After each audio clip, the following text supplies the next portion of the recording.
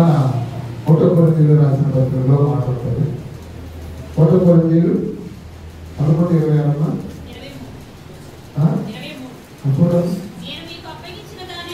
నేను మీకు అప్పగించిన దాన్ని ప్రభువు వలన పొందితిని. ప్రభువు అయిన యేసు తాను అప్పగింపబడిన రాత్రి ఒక రొట్టెని ఎత్తుకొని కృతజ్ఞతాస్తుతులు చెల్లించి దానిని విరిచి ఇది మీ కొరకైన నా శరీరము, నన్ను జ్ఞాపకం చేసుకున్నటకు దీన్ని చేయడం చెప్పాను. చాలు.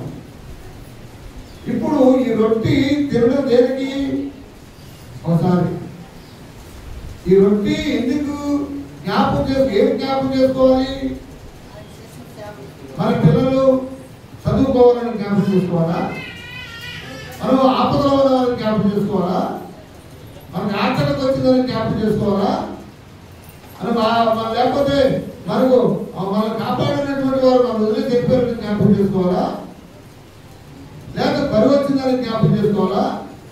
ఇబ్బందులు వచ్చినాయని జ్ఞాపకం ఇబ్బంది జరుగుతుంది.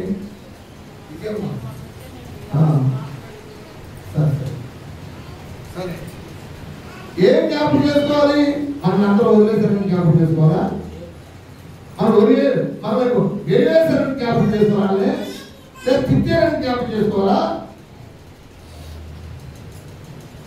ఆయన ఏం చెప్తున్నాడు? ఎందుకు జ్ఞాపకం చేసుకోమన్నాడు? ఈ రొట్టె తినేటువంటి వాడు ఎలా మన చదువుకున్నామాట.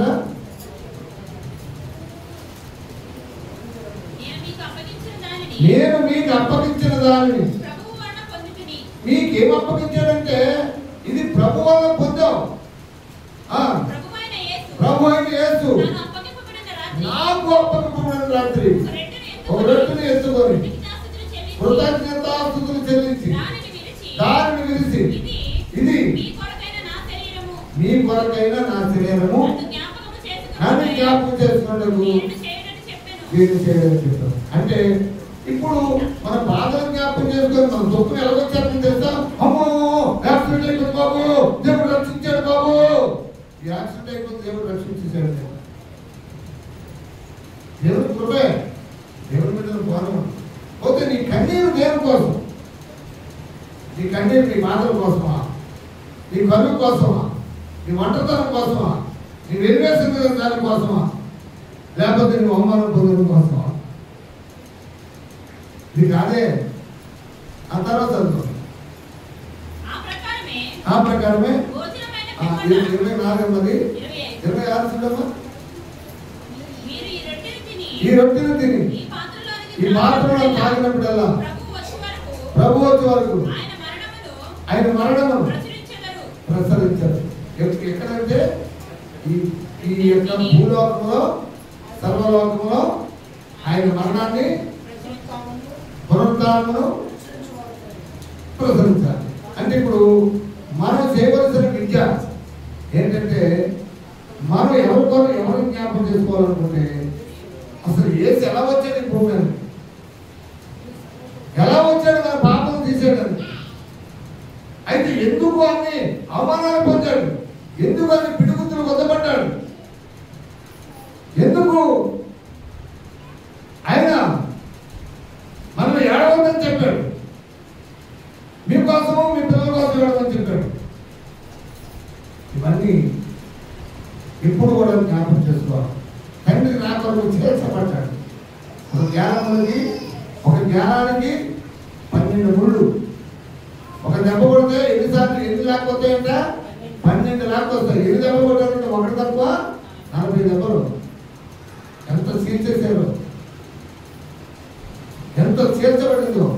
ఒకసారి దేవుని వైపు చూడాలి, దేవుడి శ్రమను చూడాలి, దేవుడు అప్పగించిన పని చూడాలి.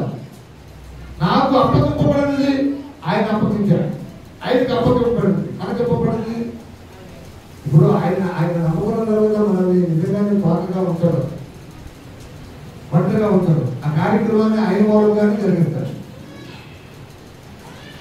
కాబట్టి మనము దేవుని మీదకి వచ్చిన తర్వాత ఎలాంటి వారు అంటే, దేవుని మీదకి వచ్చిన తర్వాత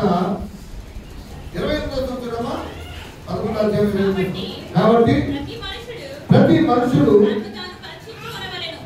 అది తను తాను పరీక్షించుకోవాలి. అలా చేసి ఈ పనిలో పాల్గొన్నటువంటి వాడు ఏం చేయాలంటే, నేను ఏం చేస్తున్నాను, నేను ఎందుకోసం ఏడుస్తున్నాను, నా బాధ ఏంటి, నా శోధన ఏంటి, ఎవడో వదిలేసాడనా, ఎవడో ప్రేమించట్లేదనా, ఆడు వదిలేస్తే నువ్వు బతికేస్తావా, బతికలేవా? దేవుడు వదిలేస్తే 263 మంది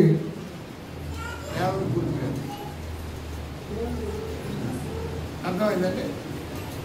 దేవుడు వదిలేస్తే రాజశేఖర రెడ్డి లాంటి వాడు ఆ ప్రజలు పరిపాలించినటువంటి వాడు వదిలేశాడు.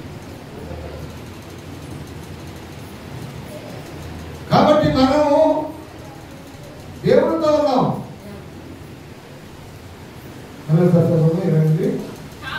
కాబట్టి ప్రతి మనుషుడు అది పరీక్షించుకోండి. అసలు ఇప్పుడు అంజుడనుకోండి, తెలియదు ఎలా పుట్టామో, ఎలా పెరిగామో, ఎలా లేదో తెలియదు, ఎవరి దేవుడు తెలియదు. కానీ మన దేవుడు ఎక్కడున్నాడు, మనలోనే ఉన్నాడు.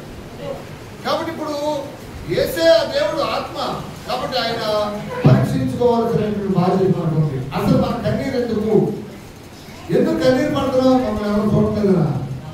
చూడకపోవడం వచ్చేయండి, ఏ పరువు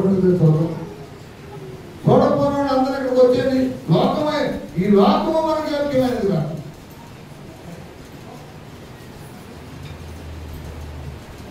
కాబట్టి మనం పరీక్షించుకోవాలి. మనలో పాల్గొంటే మనం ఎందుకు ఏడుస్తున్నాం? పెళ్లిగాలని నేర్చుకున్నావా, చనిపోయిందని నేర్చుకున్నావా, పారిపోయిందని నేర్చుకున్నావా, పంటపడలేదని నేర్చుకున్నావా? ఎవరి కోసం ఏడవాలి? ఎవరి కోసం ఏడవాలి? ఎవరి కోసం? సాక్షాత్ సర్వేశ్వరుడు భూమిలోకి వచ్చి మన కోసం ఎన్ని అవమానాలు పొందాడు. కాబట్టి 1 తిమోతి 5:15 మాట్లాడుతుంది. 1 తిమోతి 5:15 ఎంతకు ముందు 1 తిమోతి 5:15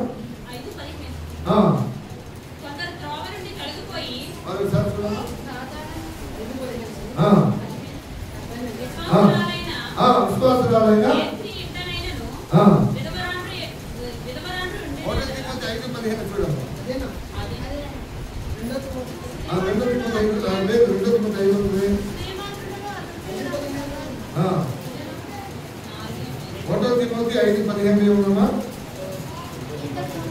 అంతకు ముందే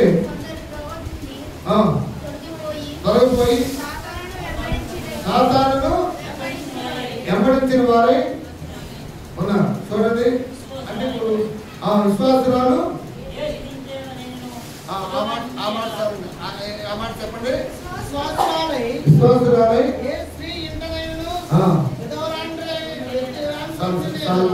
మొదటి మాట కావాలి. మళ్ళీ ఒకసారి మొదటి మాట చదువు.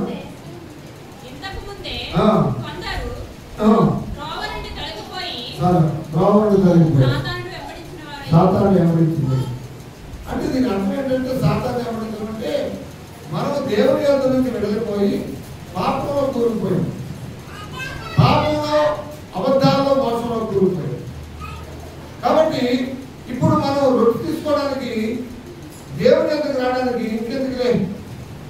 ఇంకెందుకులే రావడం, మన పాపంలో మన అవమానాలు పొందారు కదా, ఇక మనకు వద్దులే రొట్టె ఏమొద్దు అంకణ మూలమైనటువంటి ఆలోచన. కానీ దేవుని యొద్దకు రావాలి. దేవుని యొద్దకు ఎంత పాపమైనా సరే. అందుకనే లోకాసువార్త 15వ అధ్యాయంలో ఒక ఆయన ఉంటాడు. లోకాసువార్త 15వ అధ్యాయంలో ఒక ఆయన ఉంటాడు. లోకాసువార్త 15వ అధ్యాయము 17వ వచనం. అయితే అంటే వీడు ఏంటంట, తండ్రి ఆస్తంతా తినేశాడు. తండ్రి ఆస్తంతా తినేశాడు. నాకేమిచ్చారు తండ్రి? మీరు ఆలోచిస్తున్నారు. నీరెవరిది? డబ్బిస్తున్నారా? డబ్బించుకుంటున్నారా? గాలి ఎవరిది? డబ్బించుకుంటున్నారా? భూమి ఎవరిది? డబ్బించుకుంటున్నారా? ఆకాశం ఎవరిది? భూమి ఎవరిది? అగ్ని ఎవరిది? అన్ని ఉచితంగా పొందుతున్నారు. ఇవన్నీ ఉచిత వచ్చిన పొందులు దేవుని కృతజ్ఞత లేదు, కృతజ్ఞత లేని వారమై ఉన్నాం. కానీ ఇతను బుద్ధి వచ్చిందంట. పాపంలో పడిపోయినప్పుడైనా సరే, శోధనలో పడిపోయినప్పుడైనా సరే, తండ్రిని ఎదిరించినా సరే, తండ్రికి ఎదిరించి వెళ్ళిపోయినప్పుడైనా సరే, కానీ నీ మనసు మారితే, దేవుని యొద్దకు వస్తే, దేవునితో నడవాలనుకుంటే, దేవునితో జీవించాలనుకుంటే, ఏమండి ఆయన దగ్గరికి వస్తే బుద్ధి వచ్చినప్పుడు ఏమో ఎక్కడికి వచ్చాడమ్మా? నా తండ్రి యొద్ద ఎంతో మంది కూలి వాళ్ళకు అన్నం సమృద్ధిగా ఉంది, నేనైతే నేను ఆకలికి చచ్చిపోతున్నాను. ఎందుకంటే లోకంలోంచి బయటకు వెళ్ళిపోయిన తర్వాత ఆ బాధలు, ఆ వ్యాధులు, ఆ శోధనలు అవి పుట్టుకుంటాయా. నేను లేచి ఆ తండ్రి యొద్దకు వెళ్ళి, తండ్రి పరలోకమునకు విరోధముగా నీ ఎదుట పాపం చేసింది, ఇక మీదట నీ కుమారుడని అనిపించుకున్నట్టు యోగ్యునిగా నన్ను కూలి వారిలో ఒకటిగా పెట్టుకున్నామని అతనితో చెప్పుకుని అనుకున్నాడు. ఎందుకంటే నేను నీ దగ్గర ఎదురు తిరిగానయ్యా, పాపం చేశానయ్యా, ఈ ఆస్తి అంతా ఆర్పేశానయ్యా, తండ్రి కనీసం పొట్టు తింటాను కూడా నాకు అధికారం లేదయ్యా, కానీ నేను నీ దగ్గర భోజనం దొరుకుతుందని ఆశపడి వచ్చానయ్యా, కానీ కూలి వారిగా నన్ను చేర్చుకోమని తండ్రి అడిగాడు. ఆ తర్వాత చూడండి, లేచి తండ్రి వద్దకు వచ్చాను.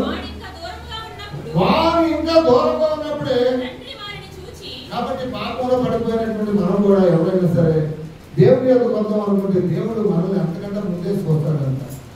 చూసి కనికరపడి పరిగెత్తి వాడు మెడ మీద పడి ముద్దు పెట్టుకొని, అప్పుడు ఆ కుమారుడు అతనితో, తండ్రి నేను పరలోకమునకు విరోధముగా నీ ఎదుట నేను పాపం చేశాను, ఇక మీదట నీ కుమారుడని అనిపించుకున్నట్టు యోగ్యుడిని కాను. అయితే తండ్రి తన దాసులను చూసి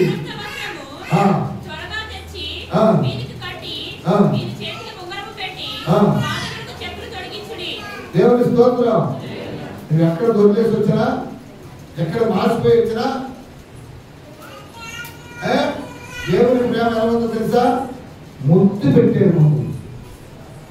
నువ్వు దేవుని యొక్క తిరిగి వచ్చిన తర్వాత నువ్వు పాపిను కాదు, పరిశుద్ధురా. నీవు దోచుకునేవాడు కాదు, దేవుని యొక్క వచ్చేసిన తర్వాత. కాబట్టి కనికరపడతాడు దేవుడు, జాలి చూపుతాడు దేవుడు. దేవుని యొక్క వచ్చిన తర్వాత ఏం చేశాడు? మెడ మీద ముందు పెట్టుకున్నాడా? ఆయన చెప్పుందంతా విన్నాడా? ఆ సోదంతా ఇంకా అనవసరం. ఎలా బ్రతికావో, ఎలా జీవించావో అనవసరం. కానీ దేవుని దగ్గరకు వచ్చేసావు. ఆ కుమారుడు నా సన్నిధికి వచ్చాడు, ఈ పాపములు క్షమించబడ్డాయి కనుక ఇదిగో ఒకరు పెట్టండి, పాదరక్షణ తొడగండి, నీతి వస్త్రములు ధరింపచేయండి. దేవుడి స్తోత్రం చెల్లిద్దాం. నీతి వస్త్రములు ధరింపచేసే దేవుడు ఉన్నాడు. ఈ బలలో పాల్గొన్నటువంటి వారికి నీతి వస్త్రం ధరింపజేసి ఉన్నాడు. ఈ బలలో పాల్గొన్నటువంటి వారు దేవుని సువార్త ప్రకటించాలి. ఈ బలలో పాల్గొన్నటువంటి వారు యోగ్యముగా తీసుకోవాలి. ఈ లోకం మనకి చూడండి ఒక మాట ఉంటుంది, 2 తిమోతి రాసిన పత్రిక 3వ అధ్యాయము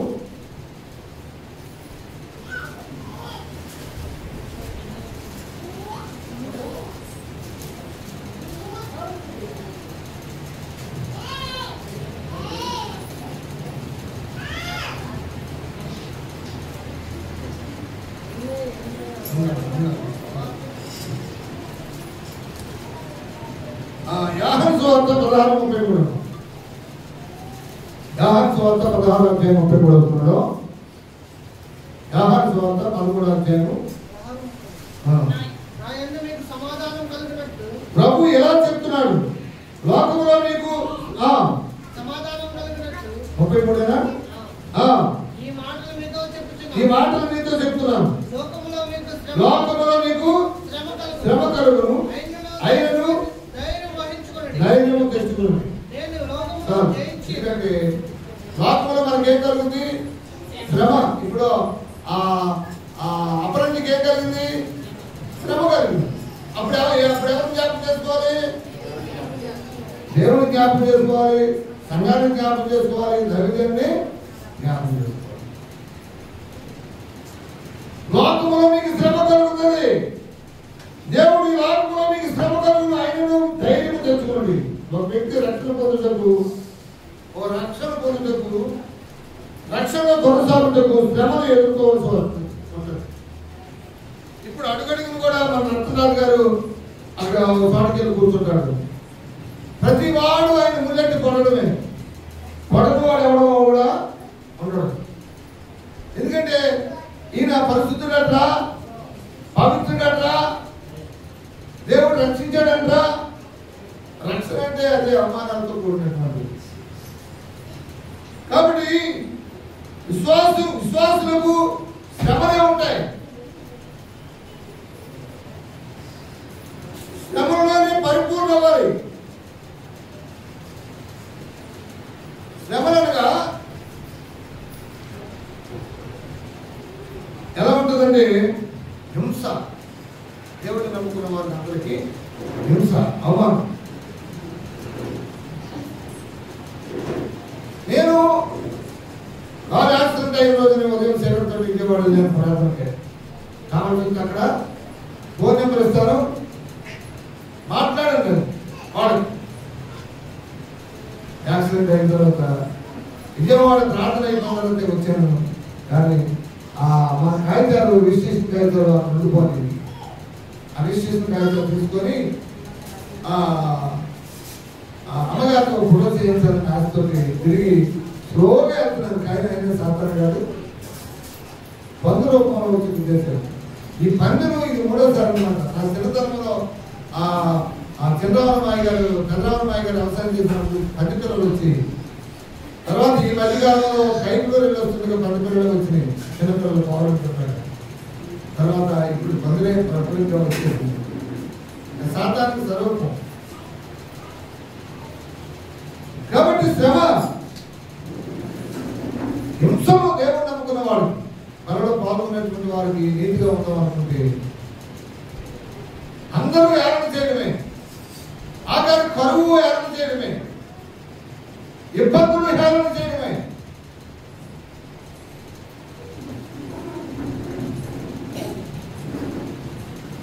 వస్తుంటాం, ఉండవలసి వచ్చే పరిస్థితి వస్తుంది. సమర్పణ వారే ఇది హింసలు పొందుతారు. నేను దేవుని పని చేయాలి అనుకున్నటువంటి వారు అందరూ కూడా హింసలో తప్పు. ఏదో సోదరుడు వచ్చారు, పరిగెట్టుకు వచ్చారు అనుకున్నాను. అమ్మో దేవుని కార్యక్రమం చేయాలి అనుకుని పరిగెట్టుకోవద్దాం అనుకున్నా. అక్కడ సోదర మత్తయి సువార్త 10వ అధ్యాయము 22వ వచనం.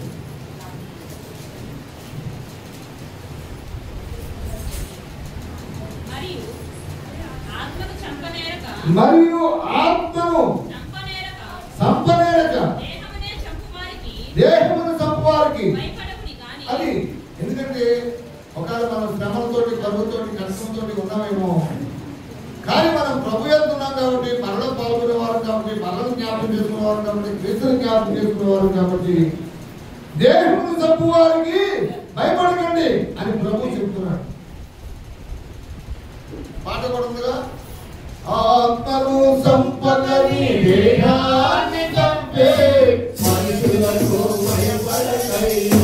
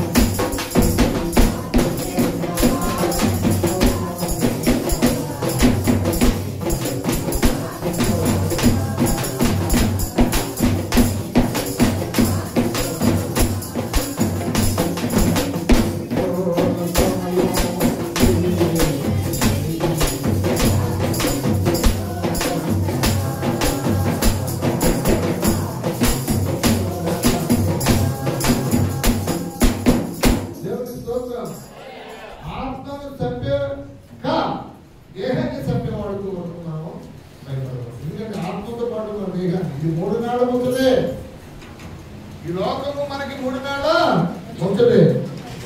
కాబట్టి 2 తిమోతి 3వ అధ్యాయం 12వ వచనంలో పౌలు అంటాడు, తిమోతిని హెచ్చరిస్తాడు. 2 తిమోతి 3వ అధ్యాయము 12వ వచనం.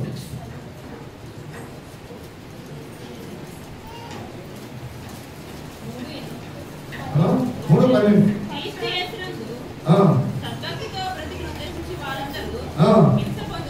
హింస పొందుదురు. అయితే అమ్మా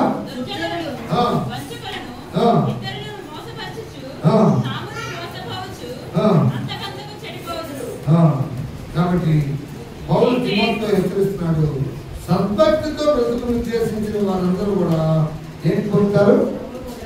శ్రమ పొందుతారు, ఏడుస్తారు, దుఃఖిస్తారు. ఏంటి నేను ఏం పాపం చేశాను? ఎవరితో మనం దోచుకున్నానా? ఎందుకు నాకు ఈ శ్రమ? నేను కష్టపడుతున్నానే, మంచి ఉద్దేశంతో ఉన్నాను, ప్రభుత్వంలో ఉన్నాను. అందుకే 2 కొరింథీ 12వ అధ్యాయం 10వ వచనంలో 2 తిమోతి 12వ అధ్యాయం 10వ వచనంలో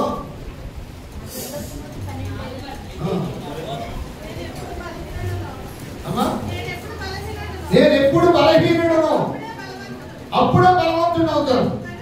కనుక క్రీస్తు నిమిత్తము నాకు కలిగిన బలహీనతను, నిందల్లో, ఇబ్బందుల్లో, హింసలలో, ఉపద్రవంలో అని చెప్తున్నారు. ఈ అంటే నీవు బలలో పాల్గొని నిజంగా క్రీస్తు మరణాన్ని, పునరుద్ధాన్ని జ్ఞాపకం చేసుకుంటే పౌలు చెప్తున్నమాట, క్రీస్తు నిమిత్తము తనకు కలిగిన బలహీనతలను, నిందలలోను, ఇబ్బందుల్లోను, హింసలలోను, ఉపద్రవంలోను సంతోషిస్తున్నారని చెప్తున్నాడు. కాబట్టి కాబట్టి ఇంకా రోమాపత్రిక 5వ అధ్యాయము 3-4 వచనాలు చూస్తే, రోమాపత్రిక 5వ అధ్యాయము 3-4 వచనాలు చూస్తే, అంతేకాదు ఏంటంటే శ్రమించే వాడికి ఏం కలిగిస్తారంటే, దేవుల్లో ఉండి శ్రమపడిన వారికి శ్రమ ఓర్పునిస్తుంది, ఓర్పు పరీక్షనిస్తుంది, పరీక్ష నిరీక్షనిస్తుంది. అమ్మా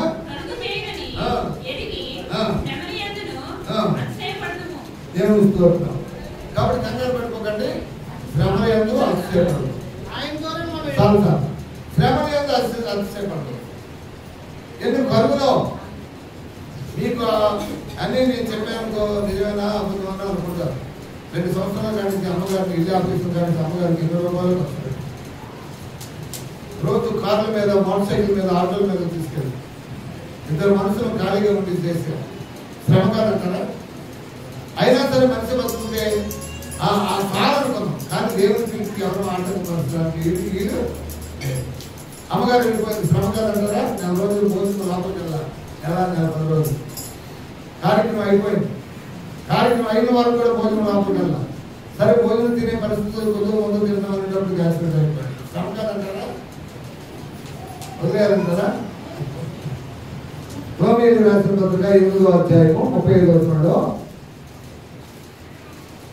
రోమీయులకు రాసిన పత్రిక 8వ అధ్యాయం 35వ వచనంలో, క్రీస్తు ప్రేమ నుండి మనల్ని ఎడబాపు వాడు ఎవడు? శ్రమ అయినను, బాధ అయినను, హింస అయినను, కరువైనను, వస్త్రహీనతైనను, ఉపద్రవమైనను, ఖడ్గమైనను మనల్ని ఎడబాపున కనుక ప్రభువును బట్టి జనవల్ల ఉదింపబడిన మొదటి సిద్ధమైన గొర్రెపిల్ల వలె ఆమె హెచ్చరించారు. కాబట్టి మనం ఇవన్నీ మనం ఏం చేయగలం? యేసు ప్రభువు దగ్గరికి వచ్చిన తర్వాత దావీదు తన సింహాసనమును సౌలును దీవించినట్లు మనం కూడా మనలను హింసించే వారిని వరకు మనం ప్రార్థన చేస్తాం.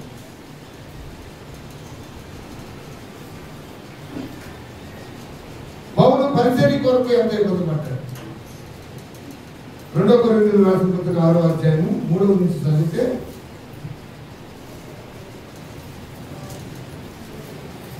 చూడము.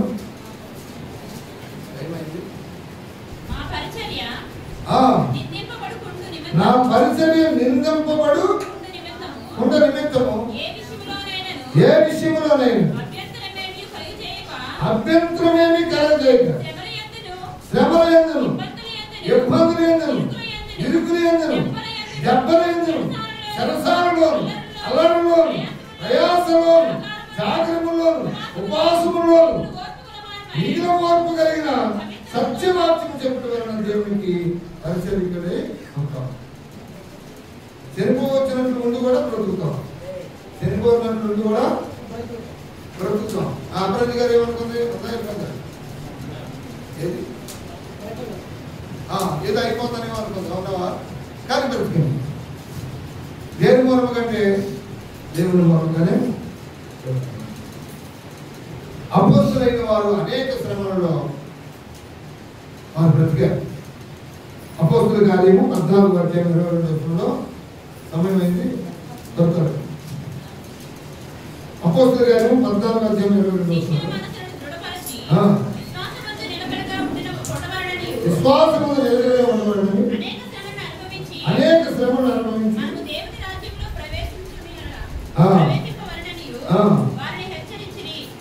అనేక శ్రమలు అనుభవించి మనము దేవుని రాజ్యములో ప్రవేశించాలని పౌలు హెచ్చరిస్తున్నారు. అంటే దేవుని యొద్దకు వచ్చినటువంటి వృద్ధులకే కాదు, ఎవరికైనా సరే ప్రతి వారికి లోపేయడం, ప్రతి వారికి చిన్న జ్వరం వచ్చిందనుకోండి, దేవుడు రక్షించరా, నీ దేవుడు ఏం చేస్తాడురా, చాలా చిన్న ఇబ్బంది జరుగుతుంది సార్. దేవుడు అడిగిపోతుంది రోగం, రోగం అందరికీ, రోగానికి దేవుడికి సంబంధం. యేసు ప్రభువుని నమ్ముకుంటే పరలోకం దొరుకుతారు. అందుకే అపోస్తలుల కార్యం 19 చదివే కదమ్మా. ఫిలిప్పీయులకు రాసిన పత్రిక 1వ అధ్యాయము 29 చూడమ్మా. ఫిలిప్పీయులకు రాసిన పత్రిక అంటే ఏలయనగా మీరు నాయందు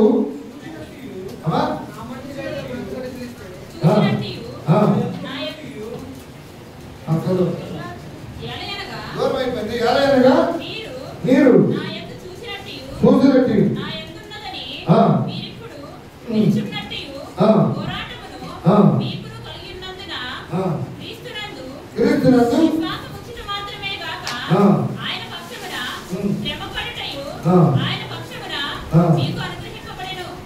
ఎందుకంటే 31 కూడా చదవచ్చు. కానీ పౌరులకు కలిగిన పోరాటం మనము కలిగి ఉన్నారు.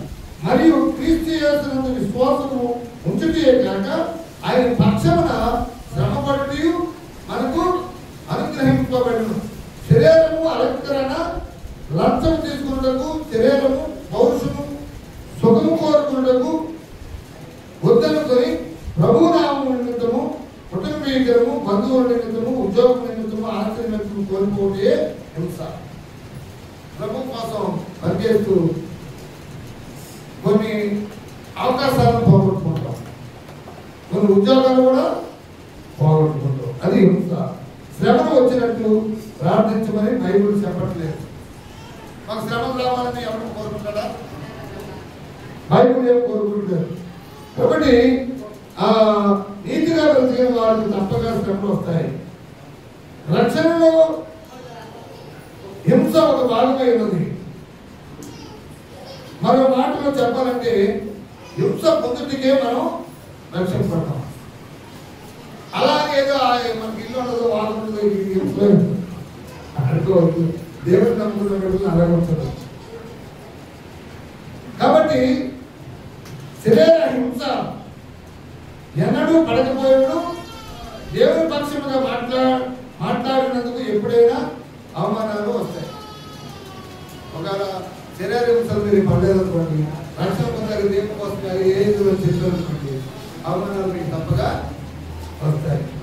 దేవుని నిమిత్తము కన్నీటిని, చెమటను, అవసరమైతే రక్తాలు కూడా కార్చి కలిగిన సమర్పణ అంటే ప్రభు వలె పరలోకంలోకి వెళ్తాం. దేవుని నిమిత్తము చెమట పడవచ్చు, శ్రమ పడవచ్చు, రక్తం కార్చవచ్చు. అంటే ఎవరిని కొడితే రక్తం అవుతుంది రాదా? వస్తుంది. మన చదవలేదు కానీ ఏప్రిల్ 11:34 నుంచి వాళ్ళు రక్తం కార్చారు, మరణాలు పొందుతున్నారు, రపాలకు పోయబడ్డారు. ఎందుకంటే పరలోక రాజ్యంలో వారు వారసులే కాదు, కుమారు మీద 10 మంది పేర్లు కూడా రాయబడ్డారు.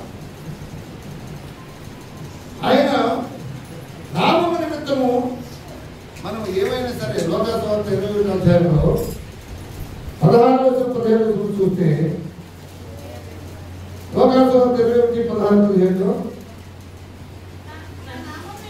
ఆయన నామము నిమిత్తము తల్లిదండ్రుల చేతను, సహోదరుల చేతను, బంధువుల చేతను, సన్నిహితుల చేతను,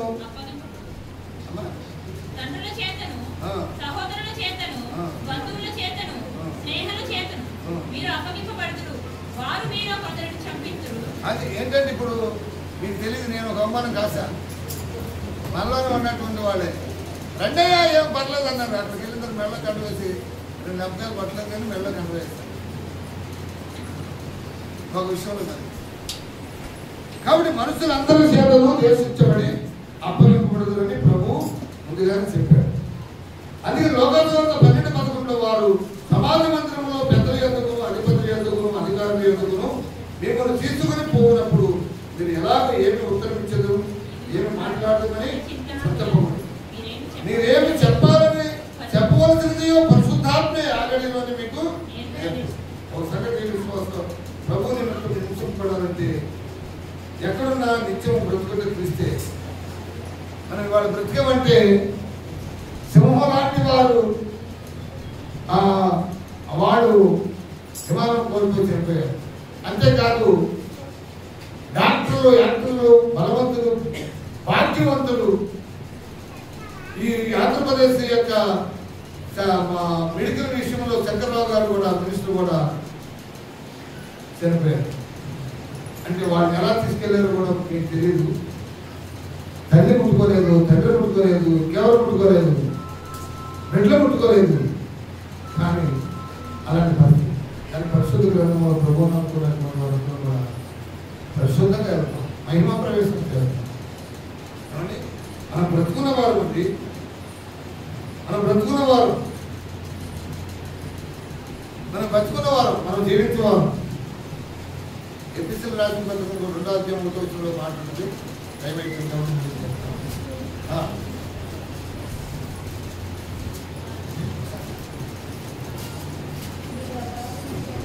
2వ అధ్యాయం 1వ వచనం. ఎలాగండి?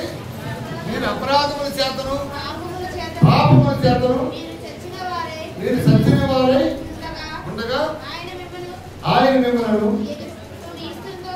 క్రీస్తుతో కూడా బ్రతికించాడు. దేవుని స్తోత్రం. శాస్త్రంగా బ్రతికిస్తారు. ఇది 3 నాడే. ఈ లోకం ఎంత ఇంకా ఉంది, రేపు వారం చెప్తాను విషయం. ఇక పరలోకములో ఈ లోకంలో కాదు, మనకి ఈ లోకం మనకి యోగ్యమైనది కాదు. ఈ లోకము యోగ్యమైనది కానే కాదు. ఈ 3 నాళ్ళే. 100 ఏళ్ళు, 105 ఏళ్ళు, మనకి 120 ఏళ్ళు ఇచ్చాడు. కానీ ఇంకో మాట చెప్పాడు అక్కడ, అయితే 70 ఏళ్ళు, అది మనం ఉంటే 50 ఏళ్ళు. అక్కడ బతకవలసింది 120 సంవత్సరాలు. అక్కడెక్కడెక్కడో బతుకుతున్నారు. కష్టపడి 70 ఏళ్ళు. 3 నాళ్ళ ముచ్చట కోసం ఈ మనిషి పడే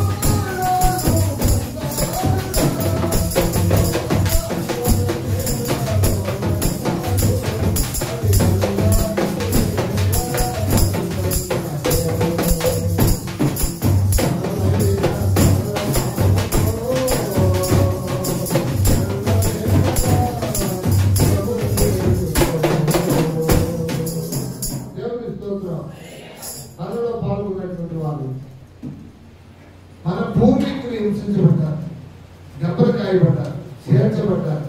అయినప్పటికైనా సరే అది వారికి బాధ అనుకోలేదు. కారణం ఏంటంటే ఈ లోకము వారికి యోగ్యమైనది కాదు. కాబట్టి మనకు కూడా ప్రభు నమ్ముకున్నటువంటి వారు కూడా మనకు కూడా ఈ లోకం యోగ్యమైనది కాదు. కాబట్టి మనలో పాల్గొన్నటువంటి వారు యోగ్యులుగా పాల్గొన్నారు. ఆ చెడిపోయిన కుమారులాగా వచ్చేయాలి. అందుకని నేను క్రైస్తవ జీవితంలో జీవించి బయటకు వెళ్ళిపోయాను, మళ్ళీ మా పాపం చేశాను, నేను అక్కడే ఉండిపోదాం అనేటువంటి ఆలోచన కలిగి ఉండకుండా మళ్ళీ వస్తే ఆ తప్పిపోయిన కుమారుని ఎలాగైతే శుద్ధి చేశాడో, మెడ మీద ముందు పెట్టుకున్నాడు ఆ తప్పు కలవాడిని, ఆ బొంగరం తొలగించాడు, చెట్లు తొలగించాడు, మరి నీతి వస్త్రములు ధరింపజేశాడు. మనం కూడా మన పాపం ఎప్పుడు పాపం చేస్తున్నాం. ఒక మాట చెప్పేసి ముగిస్తాను. ఏంటంటే మాట, మన ఇంట్లో మురుకుంటుంది కదా, మురికిని మనం మోచుతాం. అదే స్పాంజ్ ఉంటుంది కదా, స్పాంజ్ తీసుకొచ్చి డబ్బుని పెట్టేసిన తర్వాత అది లాగేసుకొని మరి పిండారు. ఎప్పుడు లాగేసుకొని పిండేస్తాం. అలాగా యేసు ప్రభువు వారి దగ్గరకు వచ్చిన తర్వాత మన పాపం లాగేసి పిండేస్తాం. దేవుని స్తోత్రం. ఆయన పాపం స్వాతిలాగా మక్కలేని వారి బయట చూస్తే ఆయన అండగట్టలేదు, నా ఎంత నిజలేదు అనుకుంటే యేసు ప్రభు వారు వచ్చి నేను అనుభవిస్తానని చెప్పింది. కానీ అవకాశం లేదు. యేసు ప్రభు వారిని నిండారుగా చూస్తే, నిండారుగా అదే మాట్లాడమాట కాదు, అది కాదు, అది కాదు,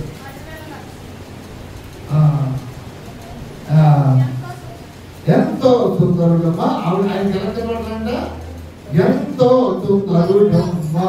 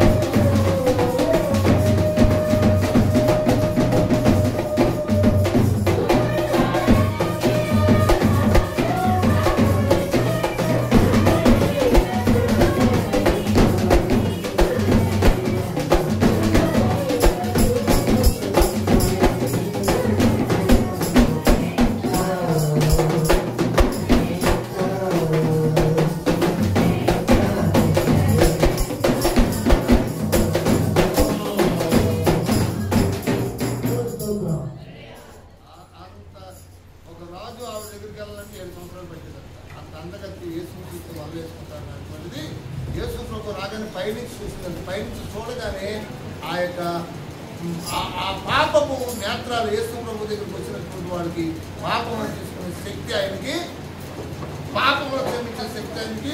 నీ రోగం ఏదైనా, నీ బాధ ఏదైనా, నీ పాపం ఏదైనా, నీ జబ్బు ఏదైనా దేవుడు తీసేసేవాడు. దేవుని స్తోత్రం.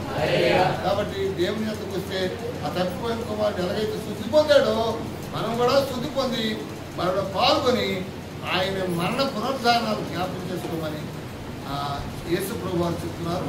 కాబట్టి ఈ మాటలు దేవుడు ఆస్వాదించి దీవించి కాసి కాపాడుతుంది కాక.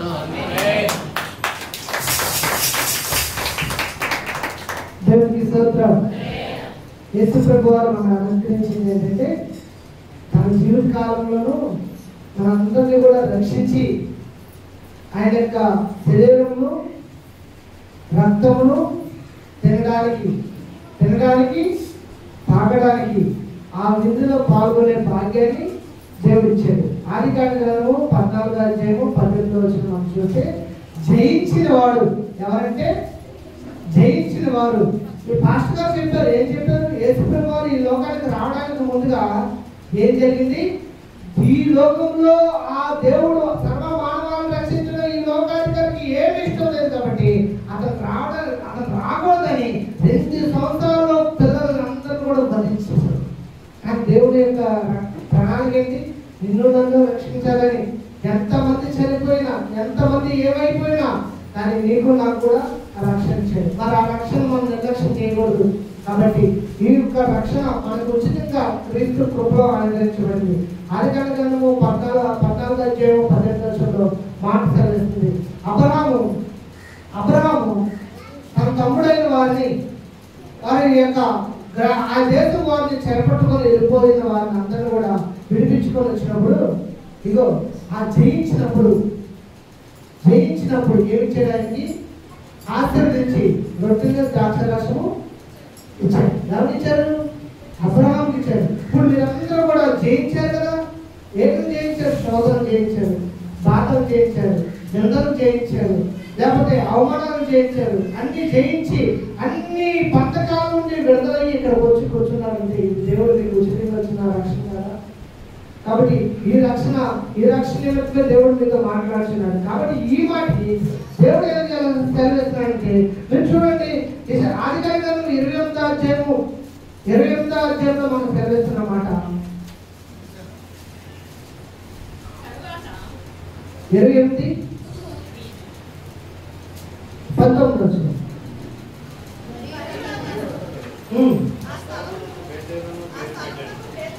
ఆ స్థలముకు బేతేలు పేరు పెట్టారు.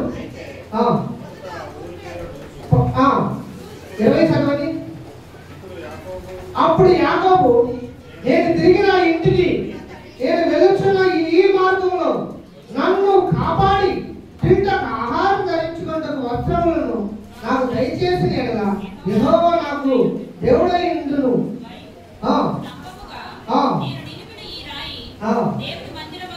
దేవుడికి స్తోత్రం.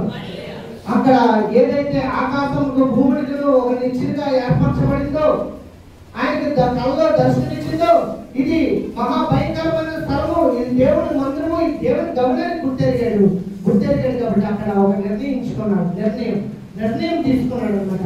అయ్యా నేను నా తండ్రి ఇంటిని వదిలి ఈ యొక్క లోకంలో ఒక పాఠశాలిగా వెళ్తున్నాను, లోకయాత్రకే వెళ్తున్నాను. అక్కడ నాకు కట్టుబట్టకు గుడ్డను, తింటకు ఆహారమును నాకు అన్నింటినీ ఇచ్చినప్పుడు నేను మళ్ళీ తిరిగి వచ్చినప్పుడు ఏం చేస్తాను? హృదయవంతిస్తానని దేవుడు ఆ యొక్క యాకోబు అక్కడ ఒక నిర్ణయం తీసుకున్నాడు. మరి ఇప్పుడు మనం కూడా ఒక నిర్ణయం తీసుకునే కదా ఈ సంఘంలో ఈ మందిరంలో కట్టుబడి ఉన్నాం. మరి ఆ కట్టుబడి ఉన్న వారందరం కూడా ఆ నిర్ణయం ప్రకారంగా మనం కట్టుబడి ఉంటే దేవుడు మనకి ఏం చేస్తాడు? కట్టుకోవడానికి గుడ్డల్ని, తినడానికి ఆహారమును, క్షేమమును, అభివృద్ధిని దేవుడు ఇస్తాడు. అప్పుడు దేవుడు సెలవిస్తున్న మాట ఇక్కడ విందులో నీకు పాస్టర్ సెలవించాడు. ఎంత పాపమైన ఎంత ఘోరమైన తప్పులు చేసినా సరే దేవుడు క్షమిస్తాడంటే నువ్వు దేవుడి దగ్గరకు వస్తే, ఆయన దగ్గరకు వస్తే ఆయన బట్టి నేను పవిత్రంగా చేస్తాను అంటే నిన్ను బట్టి కాదు, ఆయన బట్టి మనకు ఉచితమైన రక్షణ కలుగుతుంది. కాబట్టి ఈ మాటలు దేవుడు దీవించింది కాక అందరూ లేచి నుంచుందో ప్రార్థన అందరూ లేచి నిలబడతాం.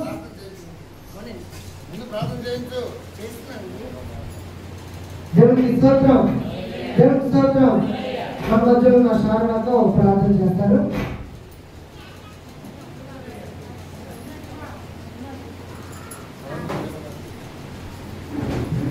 స్తోత్రం తండ్రి మహాపరిశుద్ధ మహోన్నత పవిత్రమైన శ్రేష్ఠమైన నామానికి వందనములు. స్తోత్రం తండ్రి మన వారించి క్షేమంగా కాచి కాపాడినందుకే కృతజ్ఞతాస్తుతులు తెలుసుకుంటున్నాం తండ్రి. ఈ కాలాలలో కూడా పాల్గొనేటువంటి వందనములు. స్తోత్రం తండ్రి.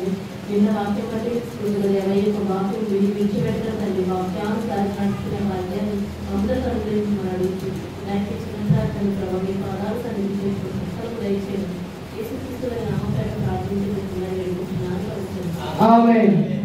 అందరూ లేచి నిలబడదాం. కానుకలు పట్టుకుందాం. కానుకలకి మన శారణాలు ఎవరు ఇద్దరు ఒక పాట పాడతారు. ఒక వారం రోజులు ప్రాక్టీస్ చేస్తున్నారు.